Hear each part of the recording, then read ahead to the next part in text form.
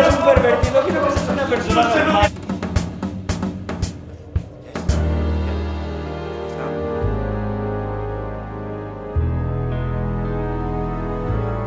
He intentado rescatar esa atmósfera, ¿no?, que se crea en verano, que es poco extrema y además que todo parece que tiene que pasar muy rápido porque tenemos muy pocos días y entonces aprovechamos los días al máximo. ¿No te das cuenta, Cristina, de que este es el fin? Es el fin de una vida siendo amigos, le odio.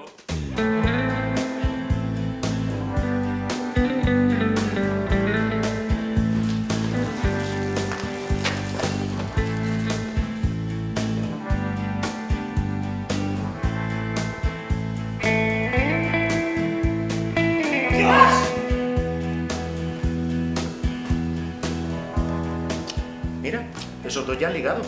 Ya estás pensando en tirarte a otro. Necesito olvidarte. Pero no hace falta que sea tan pronto, vamos, no sé, digo yo.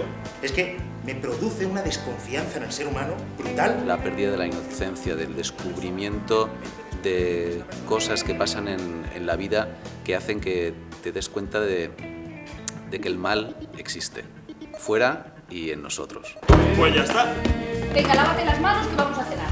Y esa falta de control que descubrimos en la infancia cuando vamos creciendo a golpes, ¿no?, es de lo que habla Días Estupendos.